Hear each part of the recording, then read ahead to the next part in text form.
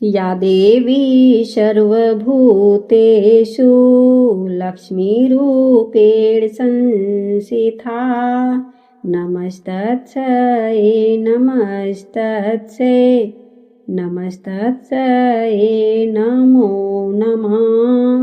जय माँ भगवती माँ जगदम्बा की असीम कृपा से, करुणा और दिव्य आशीर्वाद से देवी भागवत महापुराण चैत्र मास की पावन कथा का 28वां अध्याय आज अत्यंत श्रद्धा भक्ति और आत्मिक आनंद के साथ प्रारंभ हो रहा है।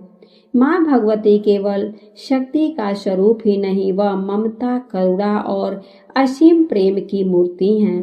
भक्त सच्चे हृदय से उन्हें पुकारता है तो माँ उसके जीवन के हर अंधकार को अपनी कृपा की ज्योति से अलौकिक कर देती हैं। कहते हैं जो व्यक्ति श्रद्धा, विश्वास और प्रेम के साथ माँ की पावन कथा का श्रवण करता है, उसके जीवन में नकारात्मक दूर होने लगती है। उसके मन में शक्ति और विश्वास की ज्योति प्रज्वलित होती हैं और उसके जीवन में माँ भगवती कृपा से सुख, शांति, मंगल का संचार होता है। आप सभी ने जिस प्रेम, आस्था और समर्पण के साथ अब तक इन पावन कथाओं का श्रवण किया है, उसके लिए आप सभी को हृदय से कोटि कोटि धन्यवाद। माँ भगवती का दिव्य आशीर्वाद आपके जीवन को सदा शुभ, समृद्धि और मंगल से भर दे। तो आइए भक्तों, सबसे पहले विघ्नहर्ता श्री गणेश जी का स्मरण करें, फिर श्रद्धा और भक्ति से जगत जननी माँ भगवती का ध्यान करें। शांति, निर्मल हृदय और पूर्ण श्रद्धा के साथ हम सुनते हैं चैत्र मास की पावन कथा। सुखदेव जी के प्रति राजा जनक का उपदेश।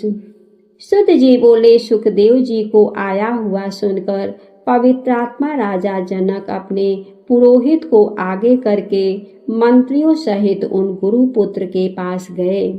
महाराज जनक ने उन्हें बड़े आदर से उस आसन को दे करके विधिवत सत्कार करने के पश्चात एक दूध देने वाले गौ प्रदान करके उनसे कुशल पूछा।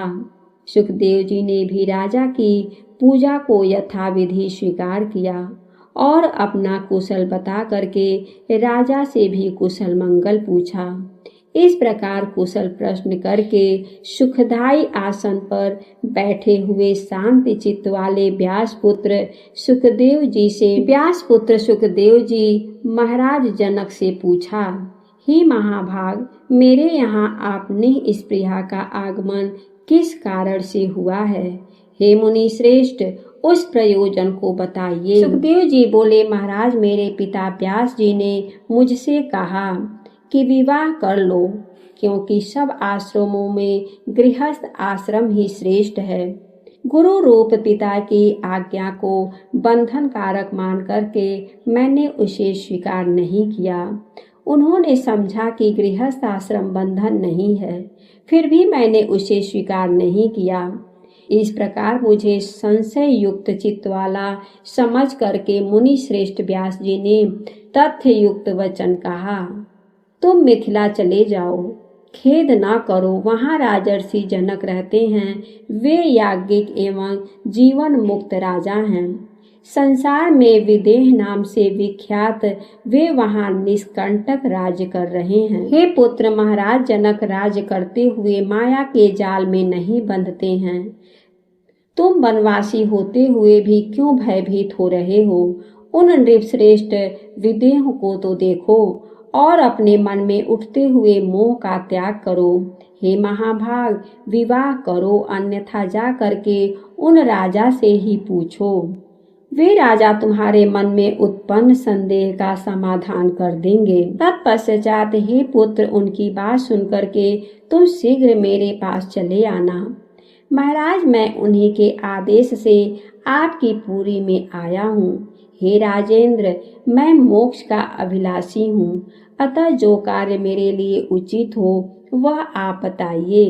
हे राजेंद्र, तप, तीर्थ, व्रत, यज्ञ, स्वाध्याय, तीर्थ सेवन और ज्ञान, इनमें से जो मोक्ष का साक्षात साधन हो वह मुझे बताइए।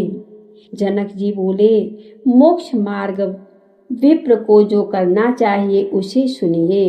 उपनयन संस्कार के बाद सर्वप्रथम वेद शास्त्र का अध्ययन करने हेतु गुरु के सानिध्य में रहना चाहिए। वहाँ वेद वेदांतों का अध्ययन करके दीक्षांत गुरु दक्षिणा दे करके वापस लौटे। मुनि को विवाह करके पत्नी के साथ गृहस्थ में रहना चाहिए। गृहस्थ आश्रम में रहते हुए न्यायोपार्जित धन का अर्जित करें। सर्वदा संतुष्ट रहें और किसी से कोई आशा न रखें।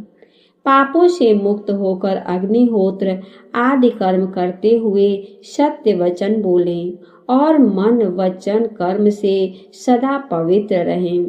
पुत्र पौत्र हो जाने पर समयानुसार वानप्रस्थ आश्रम में रहने लगे। वहाँ तपस्या द्वारा काम, क्रोध, लोभ, मद, मोह और मात्सर्य इन 6 शत्रुओं पर विजय प्राप्त करके अपने स्त्री रक्षा का भार पुत्र को सौंप देने के पश्चात वह धर्मात्मा सब अग्नियों का अपने में न्यायपूर्वक आधार कर ले और सांसारिक विषयों के भोग से शांति मिल जाने के बाद हृदय में विशुद्ध वैराग्य उत्पन्न होने पर चौथे आश्रम का आश्रय ले ले। विरक्त को सन्यासी ही लेने का अधिकार है, अन्य किसी को नहीं।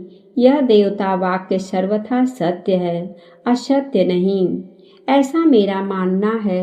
हे सुखदेव जी, वेदों में कुल 48 संस्कार कहे गए हैं। उनमें गृहस्थ के लिए 40 संस्कार महात्माओं ने बताए हैं। मुमुक्षु के लिए सम, दम आदि 8 संस्कार कहे गए हैं। एक आश्रम में ही क्रमशः दूसरे आश्रम में जाना चाहिए, ऐसा शिष्ट जनों का आदेश है। चित्त में वैराग्य और ज्ञान विज्ञान उत्पन्न हो जाने पर अवश्य ही गृहस्थादि आश्रमों में रहना चाहिए अथवा वनों में। जनक जी बोले, हे मानद, इंद्रियां बड़ी बलवान होती हैं, वे बस में नहीं रहती। वे अपरिपक्व बुद्धि वाले मनुष्य के मन में नाना प्रकार के विकार उत्पन्न कर देती हैं। यदि मनुष्य के मन में भोजन की, शयन की, सुख की और पुत्र की इच्छा बनी रहे, वह सन्यासी होकर भी इन विकारों के उपस्थित होने पर क्या कर पाएगा।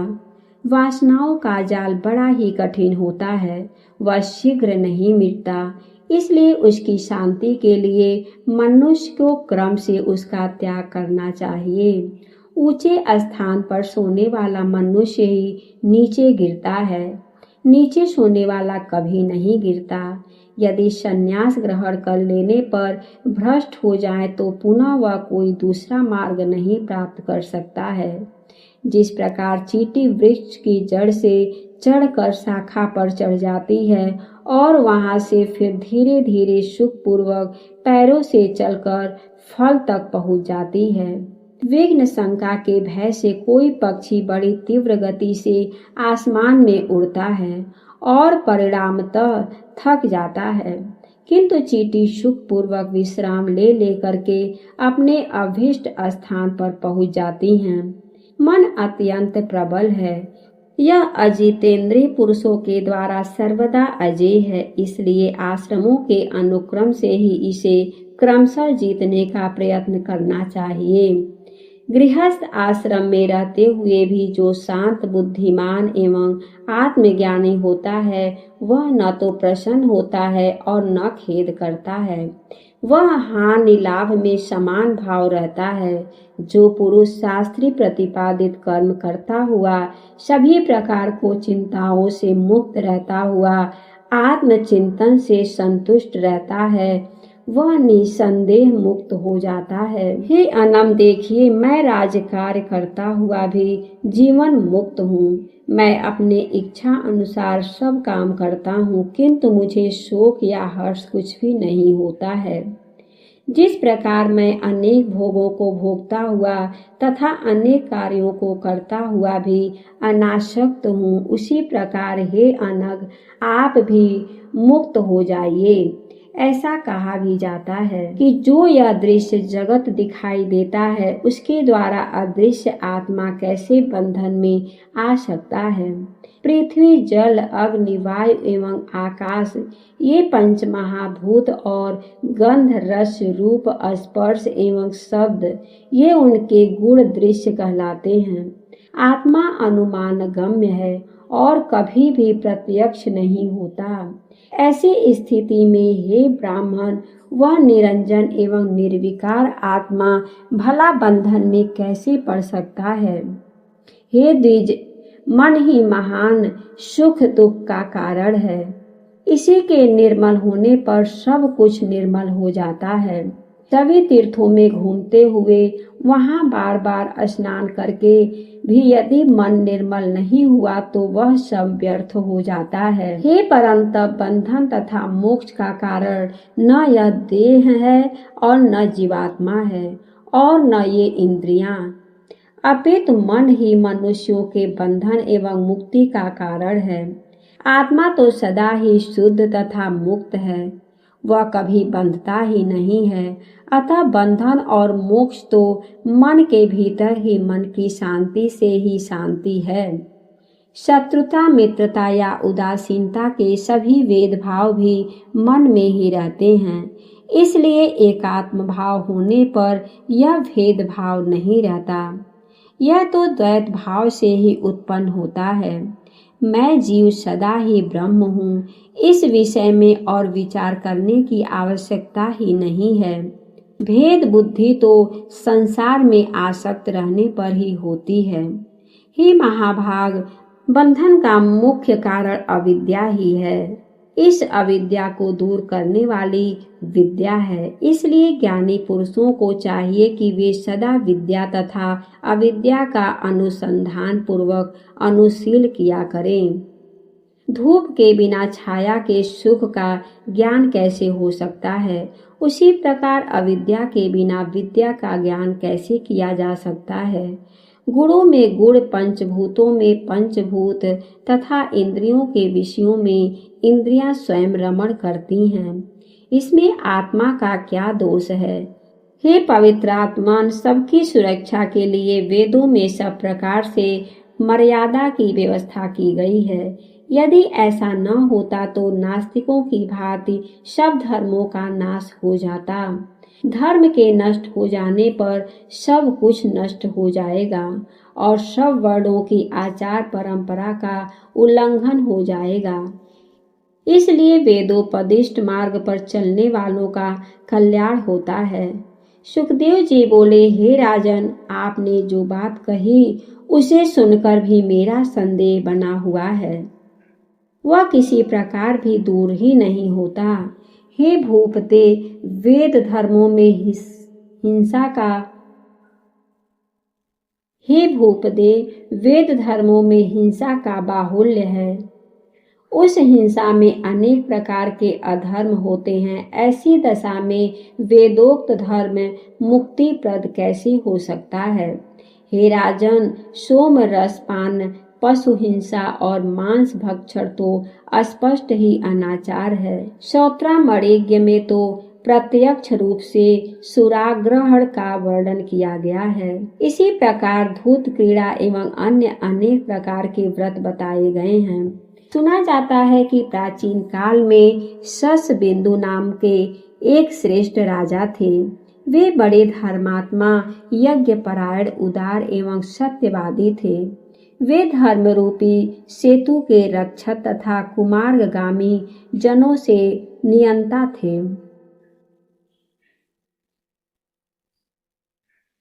वे धर्म रूपी सेतु के रक्षक तथा कुमार्गामी जनों के नियंता थे। उन्होंने पुष्कल दक्षिण वाले अनेक यज्ञ संपादित किए थे। उन यज्ञों में पशुओं के चर्म से ही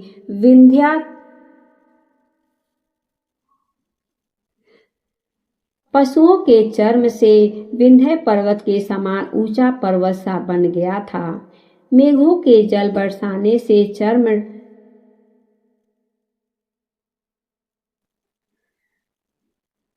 मेघों के जल बरसाने से चरमंडी नाम की शुभ नदी बह चली थी। वे राजा भी दिवंगत हो गए, किंतु उनकी कीर्ति भूमंडल पर अचल हो गई। जब इस प्रकार के धर्मों का वर्णन वेद में है, तब हे राजन, मेरी श्रद्धा बुद्धि उनमें नहीं है। स्त्री के साथ भोग में पुरुष सुख प्राप्त करता है और उसके न मिलने पर वह बहुत दुखी होता है, तो ऐसी दशा में भला वह जीवन मुक्त कैसे हो सकता है। जनक जी बोले, यज्ञों में जो हिंसा दिखाई देती है वह वास्तव में अहिंसा ही कही गई है, क्योंकि जो हिंसा उपाधि योग से होती है वही हिंसा कहलाती है, अन्यथा नहीं। ऐसा शास्त्रों का निर्णय है। जिस प्रकार लकड़ी को संयोग से अग्नियों में धुआं निकलता है,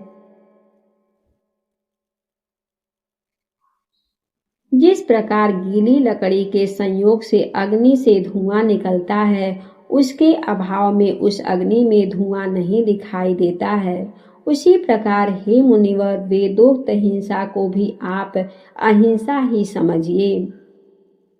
रागी जनों द्वारा की गई हिंसा ही हिंसा है, किंतु अनासक्त जनों के लिए वह हिंसा नहीं कही गई है। जो कर्म राग रहित तथा अहंकार रहित होकर किया जाता, उस कर्म को वैदिक विद्वान मनीषी जन न किए हुए के समान ही कहते हैं।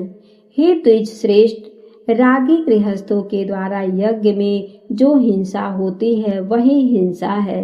हे महाभाग, जो कर्म राग रहित तथा अहंकार शून्य होकर के किया जाता है वह जितात्मा मुमुक्षुओं के लिए अहिंसा ही है। आज का अध्याय समाप्त हुआ। उम्मीद है कि आज की कथा आप सभी को पसंद आई होगी। वीडियो अगर अच्छी लगी हो तो वीडियो को लाइक करके, अभी तक आपने हमारे चैनल को सब्सक्राइब नहीं किया है तो प्लीज़ हमारे चैनल को सब्सक्राइब करें। हमारे वीडियो को देखने के लिए आप सभी को बहुत बहुत धन्यवाद। जय श्री कृष्णा। राधे राधे।